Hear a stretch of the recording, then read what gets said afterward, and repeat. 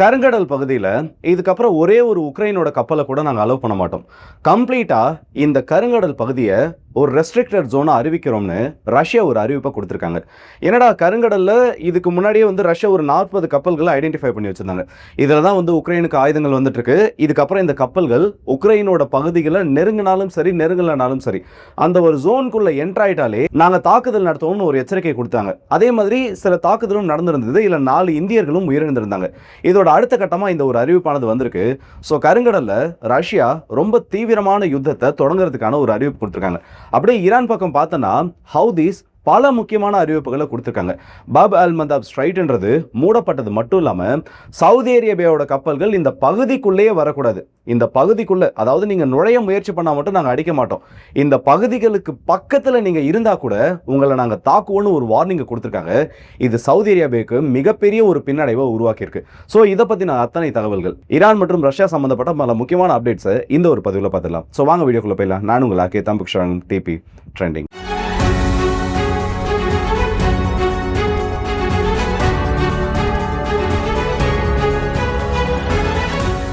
முதல்ல Russia Ukraine அப்டேட்ஸை பற்றி பார்த்துட்டு அதுக்கப்புறம் ஈரானை பற்றி பார்ப்போம். சமீபத்தில் ரஷ்யா நடத்திய ஏவுகணை தாக்குதலில் உக்ரைனுக்கு பொருட்களை ஏற்றி வந்துட்டு திரும்ப ஒடேசா துறைமுகத்திலிருந்து கிளம்புறதுக்கு முயற்சி பண்ண கோல்டன் லியோன் சொல்லக்கூடிய ஒரு கார்கோ கப்பல் தாக்கப்பட்டது. இந்த கப்பலை 3 குரூஸ் ஏவுகணைகள் தாக்குச்சு. கிட்டத்தட்ட மீட்க முடியாத அளவுக்கு அந்த கப்பலில் பாதிப்புகளானது ஏற்பட்டதா ரஷ்யா மற்றும் உக்ரைனோட செய்தி குறிப்புகள் வெளியாகி இருந்தது. இப்படி தாக்கப்பட்ட அந்த கப்பலில் சிரியா மற்றும் இந்தியாவை சார்ந்த பல மாலுமிகள் இருந்திருக்காங்க. இதில் 4 இந்தியர்கள் அந்த கப்பலில் நடத்தப்பட்ட தாக்குதலில் உயிரிழந்துட்டாங்க. இது மிகப்பெரிய கண்டனங்கள் இந்தியா சார்பில் கொடுக்கப்பட்டுச்சு. ரஷ்யாவுக்கு பெரிய ஒரு எச்சரிக்கையும் கொடுத்திருந்தாங்க. உங்களோட யுத்தத்தில் இந்தியர்கள் பாதிக்கப்படுறது ஏற்றுக்க முடியாதுன்னு ஒன்று சொல்லக்கூடிய அந்த கண்டனமும் பதிவு செய்யப்பட்டிருந்தது. அதோட ஒரு தொடர்ச்சியா இன்னைக்கு ரஷ்யன் என்வாயை நியூ டெல்லி சம்மன் பண்ணியிருந்தாங்க. இதுக்கு ரஷ்யா கிட்ட இருந்து ஒரு ரிப்ளை ஆனது கிடைச்சிருக்கு. இது எதிர்பாராத நடந்த ஒரு சம்பவம். இதுக்கப்புறம் இந்தியர்களுக்கு பிரச்சனை ஏற்படுத்தக்கூடிய விதத்தில் எந்த ஒரு நடவடிக்கையும் இருக்காதுன்றதை சொல்லியிருக்காங்க. ஆனால் இது பார்த்தோன்னா பேருக்கு வந்திருக்கக்கூடிய ஒரு அறிவிப்பாக தான் இருந்திருக்கு. காரணம் என்னன்னா, உக்ரைனுக்குள்ள ஒரு கப்பல் வரப்போ அதில் இருக்கக்கூடிய நபர்களோட டீட்டெயில்ஸை வெரிஃபை பண்ணுறதுக்கு ட்ரை பண்ண மாட்டாங்க. அதுவும் இப்போ இந்த கருங்கடல் பகுதியை ஒரு ரெஸ்ட்ரிக்டட் ஜோனா எப்படி ஒரு நேவல் பிளாக்கேடுன்றதை போடுவாங்களோ அதே மாதிரி ரஷ்யா ஒரு அறிவிப்பு கொடுத்திருக்காங்க. அவங்களோட கப்பல் படையை பயன்படுத்தல. ஏன்னா உக்ரைனோட கடற்படை ட்ரோன்கள்னால, இந்த அன்மேன்ட் நேவல் ட்ரோன்ஸ்னால ரஷ்யாவுக்கு ஒரு பின்னடைவானது இருக்கு. அவங்களோட கப்பல்கள் தாக்கப்பட்டுன்ற அந்த ஒரு சிந்தனையினால கப்பல்களை உள்ள அனுப்பாம ட்ரோன்கள் மற்றும் க்ரூஸ் ஏவுகணைகளை பயன்படுத்தி இந்த ஒரு பிளாக்கேடுன்றது போடப்பட்டிருக்கதா சொல்லியிருக்காங்க. சரி, இப்போ இந்த 40 கப்பல்களுக்கு என்னாச்சு? ஏன்னா இன்னைக்கு ரொமேனியாவோட கடற்கரை பகுதிகளுக்கு மிக அருகில் வெறும் சில மைல் தொலைவில் உக்ரைனுக்கு வந்துட்டு இருந்த ஒரு கார்கோ கப்பல் தாக்கப்பட்டுருச்சு.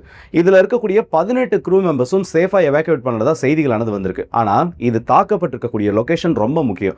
ஏன்னா இதற்கு முன்னாடி ரொமேனியாவோட வான்பரப்பை உக்ரைனை தாக்குதல் நடத்துறப்போ ரஷ்யாவோட ட்ரோன்கள் பிரீச் பண்ணியிருக்கு.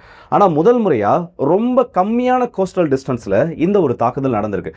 இது என்ன ஒரு வார்னிங்காக ரஷ்யா கிட்ட இருந்து வந்திருக்குன்னா, நீங்கள் இன்டர்நேஷனல் ரூட், அதாவது கருங்கடலில் இருக்கக்கூடிய இன்டர்நேஷனல் வழித்தடத்தை நீங்கள் பயன்படுத்தினாலும் சரி, அந்த நாட்டோட கடல் எல்லைக்கு மிக அருகில் இல்லை அந்த கடல் எல்லைக்குள்ளே இருந்தாலும் சரி, உக்ரைனுக்காக நீங்கள் உதவிகள் பண்ண வருவீங்கன்னா நாங்கள் தாக்குதல் நடத்துவோன்றதை இப்போ ஓப்பனான ஒரு அறிவிப்பாக கொடுத்துருக்காங்க. இது மட்டும் இல்லாமல் 21 கப்பல்கள் வெப்பன்ஸோடு இருக்கிறதா சொல்லியிருக்காங்க. குட்ஸ் ஏற்றிட்டு வர்றது உள்ள ஓகே, உக்ரைனுக்கு தேவையான எடிபிள் பொருட்கள், உக்ரைன்லேருந்து ஏற்றுமதி ஆகக்கூடிய விவசாய பொருட்கள், இது எல்லாத்தையும் எடுத்துகிட்டு போகக்கூடிய கப்பல்கள் ஓகே. ஆனால் இன்னமும் கருங்கடல் பகுதியில் உக்ரைனை ஆக்சஸ் பண்ண முடியாமல், ரஷ்யாவோட இந்த தொடர் தாக்குதல் நடக்கிறதுனால அதை ஆக்சஸ் பண்ண முடியாமல் 21 கப்பல்கள் வெப்பன்ஸோடு இருக்கிறதா சொல்லியிருக்காங்க. இது உக்ரைனுக்கு வரக்கூடிய அந்த ஒரு ரூட்டை ஃபாலோ பண்ணாங்கன்னா இந்த அத்தனை கப்பல்களும் தாக்கப்படும் என்ற ஒரு எச்சரிக்கையும் கொடுத்துருக்காங்க. இதற்கு நடுவில் யுத்த காலத்தில் சில மாற்றங்கள் நடந்து நிகழ்ந்திருக்கு. கிராமட்டோஸ்க் விழுந்ததுக்கு அப்புறமா ரஷ்யா அவங்களோட அடுத்த அசால்ட்டை ஆரம்பிச்சிட்டாங்க. பக்கத்தில் இருக்கக்கூடிய ட்ருஸ்பேகா போன்ற பகுதிகளில் அதோட தாக்கமானது தொடங்க ஆரம்பிச்சிருச்சு. சில வாரங்கள் வரைக்கும், கரெக்டாக சொல்லணும்னா ஒரு 3 வாரத்துக்கு முன்னாடி வரைக்கும் இந்த நகரங்களில் 15,000க்கும் அதிகமான மக்கள் வசிச்சுட்டு இருந்தாங்க. எப்போ இந்த கான்ஸ்டன்டானிக்கான்னு சொல்லக்கூடிய பகுதி ரஷ்யாவோட கண்ட்ரோலுக்கு போக போகுது, கிட்டத்தட்ட பெரும்பான்மையான நகரங்களை ரஷ்யா கைப்பற்றிட்டாங்கன்னு ஒரு செய்தி வந்துச்சோ அப்போவே அந்த பகுதியை விட்டு மக்கள் காலி பண்ண ஆரம்பிச்சிட்டாங்க. இப்போ வெறும் 1200லேருந்து 1300 நபர்கள் மட்டுமே வசிக்கக்கூடிய ஒரு நகரமாக இந்த ஒரு நகரம் மாறி இருக்கு. அண்ட் இன்னைக்கு ஒரே நாளில் 15 FAB குண்டுகள் இந்த நகரத்தின் மீது வீசப்பட்டிருக்கு. அதுவும் உக்ரைனோட ட்ரூப்ஸ் எந்தெந்த பில்டிங்லாம் கேப்சர் பண்ணுறாங்களோ, ஏன்னா இது எல்லாமே நகரத்தில் நடக்கக்கூடிய ஒரு யுத்தமாக இருந்துட்டு இருக்கு. அப்படி அந்த கட்டிடங்கள் யாரோட கண்ட்ரோலுக்கு முதல்ல வருதோ அவங்க தான் அந்த இடத்துல ஒரு முக்கியமான ஒரு ஸ்ட்ராங்கான பொசிஷனில் இருப்பாங்க. அப்படி உக்ரைனோட வீரர்கள் தங்கக்கூடிய பகுதிகள் அந்த கட்டிடங்களின் மீது ரஷ்யா தொடர்ந்து அவங்களோட தாக்குதலை நடத்திட்டு வராங்க. இது இப்போ யுத்த காலத்திலையும் எதிரொலிக்க ஆரம்பிச்சிருக்கு. இன்னைக்கு உக்ரைனோட அதிபர் என்ன சொல்லியிருக்காருன்னா, ரஷ்யா வந்து நம்மளோட சிவிலியன் டார்கெட்ஸை அதிகமாக அடிக்க ஆரம்பிச்சிருக்காங்க. இதற்கு எதிர்வினை கொடுக்கக்கூடிய அந்த ஒரு விதத்தில் நம்மளும் ரஷ்யாவோட சிவில் டார்கெட்ஸை டார்கெட் பண்ணாலும் அதில் எந்த விதமான தப்பு இல்லைன்ற ஒரு அறிவிப்பு சொல்லியிருக்காரு. இவரோட லாஜிக் எனக்கு புரியல. ரஷ்யா மற்றும் உக்ரைன் யுத்தத்தில் இது வரைக்கும் வந்து அதிகமாக சிவிலியன் டார்கெட்ஸை யார் தாக்குனதா உக்ரைன் மென்ஷன் பண்ணுறான்னு பார்த்தா ரஷ்யாவை தான். ஆனால் இப்போ சமீபத்தில் ரஷ்யாவோட ரொம்ப முக்கியமான ஒரு வேர்ஹவுஸ், வைல்ட்பெரிஸோட வேர்ஹவுஸை உக்ரைன் தாக்குனாங்க. அதுக்கு ரிட்டாலியேஷன் கொடுக்குற விதமாக ரஷ்யா தாக்குனப்போ உக்ரைனோட அதிபர் விக்டிம் கார்டை தூக்குனார். இங்கே பாருங்க, நாங்கள் எதுவுமே பண்ணாதப்போ ரஷ்யா எப்படி ஒரு தாக்குதலை பண்ணியிருக்காங்கன்னு. இதோட விளைவு இன்னமும் நடந்துட்டு இருக்கு. இன்னைக்கு சுமி ரீஜனில் இருக்கக்கூடிய முக்கியமான 3 ட்ரோன் மேனுஃபேக்சரிங் ஹப் டெஸ்ட்ராய் பண்ணப்பட்டிருக்கு. இதை வந்து உக்ரைன் எப்படி காமிக்க விரும்பிட்டாங்கன்னா, இங்கே பாருங்க கமர்ஷியல் சென்டர் அடிச்சிட்டாங்கன்னு. ஆனால் அங்கே கீழே அவங்களோட ட்ரோன் அசம்பிளி மற்றும் அந்த ட்ரோன்ஸோட ஸ்பேர்ஸை வைக்கக்கூடிய அந்த பாக்ஸஸ் எல்லாமே அந்த வீடியோவில் வந்துருச்சு. இவங்க அதை தெரியாமல் போஸ்ட் பண்ணிட்டாங்க. ஆனால் அது ஆன்லைனில் பெரிய பேசு பொருளாக மாறுது. ட்ரோன்கள் இருக்கக்கூடிய ஒரு இடத்தை எப்படி நீங்கள் கமர்ஷியல் ஸ்டோராக காமிப்பீங்கன்னு கேள்விகள் கேட்கப்பட்டதுக்கு அப்புறமா உடனடியாக அந்த வீடியோ டெலிட் பண்ணுறாங்க. இப்போ லேட்டஸ்ட்டாக வந்திருக்கக்கூடிய செய்தி என்னன்னா, உக்ரைனோட கமாண்டர் இன் சீஃபாக இருக்கக்கூடிய சிர்ஸ்கே அவர்கள் அதாவது பதவி நீக்கம் பண்ணப்பட போறாருன்னு ஒரு ரூமர் வந்துச்சு. அது கன்ஃபார்ம் பண்ணப்படலை. கவர்மெண்ட் கிட்ட இருந்து அஃபிஷியல் கன்ஃபர்மேஷன் வரல. அவரை ரீப்ளேஸ் பண்ணிட்டு ஜெலன்ஸ்கிக்கு இன்னும் நெருக்கமான ஒரு நபர் வரப்போறாரு. இதுக்கு பெரிய ஒரு ரீசன் என்னன்னா, உக்ரைனுக்குள்ள ஏற்பட்டிருக்கக்கூடிய அந்த மக்கள் போராட்டம்னு சொல்லி ஒரு செய்தியானது வந்திருக்கு. ஸோ ரஷ்யா உக்ரைன் யுத்தத்தை பொறுத்த வரைக்கும் கான்ஸ்டான்டினிகா விழுந்ததுக்கு அப்புறமா ரஷ்யா அவங்களோட கேம் பிளானையே மாத்திட்டாங்க. இப்போ இந்த பகுதியை மொத்தமாக கருங்கடலை மொத்தமாக ரெஸ்ட்ரிக்டட் ஜோனா அறிவிக்கிறது மூலியமா உக்ரைன் மேல பெரிய ஒரு ப்ரெஷரை ரஷ்யானால போட முடியும். உள்ள வரக்கூடிய கப்பல்களை தாக்குறது மூலியமா இந்த உக்ரைனோட சப்ளை செயினை கருங்கடல் வழியாக ஏற்படக்கூடிய அந்த சப்ளை செயினையும் ரஷ்யானால தடுத்து நிறுத்த முடியும். ஆல்ரெடி போர்ட்ல பெரும்பான்மையான இன்ஃப்ராஸ்ட்ரக்சர்ஸ் ரஷ்யானால தாக்குதலுக்குள்ளாயிருக்கு.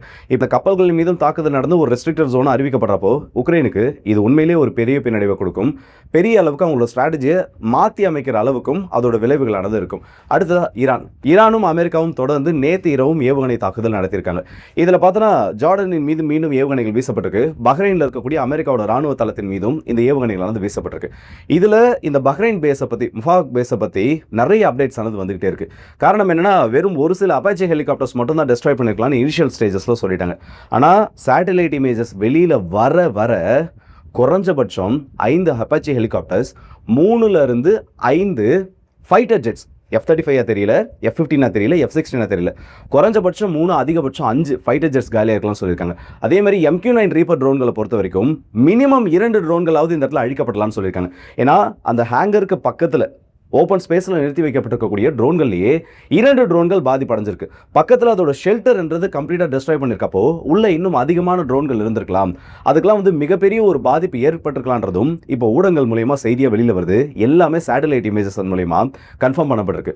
ஸோ அமெரிக்கா எதிர்பாராத நேரத்தில் நடந்த ஒரு தாக்குதல் ஈரான்னால பெரிய ஒரு பாதிப்பை அமெரிக்காவுக்கு கொடுக்க வச்சிருக்கு. அண்ட் அது மட்டும் இல்லை, குவைத்தில் நேற்று நடந்த ஒரு ஸ்ட்ரைக்கில் அமெரிக்கன் பேட்ரியட் ஏர் டிஃபென்ஸ் சிஸ்டமோட அந்த ரேடார் யூனிட்டை ஈரான் அடிச்சுட்டு தான் சொல்லியிருக்காங்க. பொதுவாக வந்து ஒரு பேலிஸ்டிக் மிசைலை பயன்படுத்தி இந்த மாதிரி ரேடார் காம்ப்ளெக்ஸை அடிக்கிறது ரொம்ப டஃபரான ஒரு டாஸ்க். இதில் எந்த அளவுக்கு இவங்க அட்வான்ஸ்டான ஏவுகணைகளை பயன்படுத்துறாங்க. இதுவும் இந்த பேலிஸ்டிக் மிசைல்ஸோட சில க்ரூஸ் மிசைல்ஸும் ஃபயர் பண்ணப்படுது. அப்படின்னா ஹை ப்ரெசிஷன் டேட்டா இந்த இடத்துல தொடர்ந்து ஈரானுக்கு ஃபீட் பண்ணப்பட்டு இருக்கு. அது ரொம்ப தெளிவாக இந்த இடத்துல இதன் மூலியமா எக்ஸ்போஸ் ஆகுது. இப்போ ஈரானோட இந்த ஸ்ட்ரைக்ஸ் அமெரிக்காவுக்கு எவ்வளோ பெரிய ஒரு ப்ரெஷரை போடுதோ அதை விட பெரிய ஒரு ப்ரெஷரை போட போகிறது தான் இந்த ஹவுதிஸோட சம்பவம். ஏன்னா ஹவுதிஸ் வந்து நேற்றே அறிவிச்சிட்டாங்க, இந்த பாப் அல்-மந்தாப் ஸ்ட்ரைட்ன்றதை நாங்கள் க்ளோஸ் பண்ண போகிறோம், ஈரானுக்கு ஆதரவாக இதை செயல்பட போகிறோன்னு. ஆனால் அது எஃபெக்டிவ் ஆனது எப்போன்னு பார்த்தோன்னா இன்னைக்கு காலையில் தான். இந்த அனௌன்ஸ்மெண்ட் எப்படி வந்திருக்குன்னு பார்த்தோன்னா, காலையில் 3 கப்பல்கள் இந்த ஹவுதிஸ்னால இம்போஸ் பண்ணப்பட்டிருக்கக்கூடிய அந்த நேவல் பிளாக்கெட் கிட்ட நெருங்கி இருக்கு. அப்படி நெருங்குறப்போ ஒரு ரேடியோ வார்னிங் ஆனது இந்த கப்பல்களுக்கு கொடுக்கப்பட்டிருக்கு. யாரும் இந்த ஒரு ஜோனை நெருங்கக்கூடாது, குறிப்பிட்ட இந்த டிஸ்டன்ஸை நீங்கள் தாண்டிட்டீங்கன்னா உங்களோட கப்பல்கள் தாக்கப்படும்ன்ற ஒரு எச்சரிக்கை அந்த கப்பல்களுக்கு கொடுக்கப்பட்டிருக்கு. உடனடியாக அந்த கப்பல்கள் முன்னோக்கி நகராம எந்த இடத்துல அந்த இன்ஃபர்மேஷன் வந்ததோ அதுல இருந்து சில தொலைவு தள்ளி அந்த கப்பல்களை நிறுத்துறாங்க. இப்போ அந்த 4 கப்பல்கள் என்னன்னு பார்த்தோன்னா MSCA, நேவிட் எக்ஸ்பிரஸ் மற்றும் எஜோஸ் ஜெரோசிமோஸ் நிறுவனத்துக்கு சொந்தமானது. இந்த கப்பல்கள் எல்லாமே துறைமுகத்துக்கும் திரும்பாம எந்த இடத்துல ஒரு வார்னிங் ஆனது அவங்களுக்கு ரிசீவ் பண்ணப்பட்டுச்சோ அந்த இடத்துல நின்றுட்டு இருக்காங்க. இது சவுதி அரேபியாவுக்கு பெரிய ஒரு பிரச்சனையை கொடுத்துருக்கு. காரணம் என்னன்னா, அவங்களோட ஆயில் ட்ரேட்ல 80%க்கும் அதிகமாக நடக்கிறது இந்த ஒரு ரூட் மூலயமா தான்.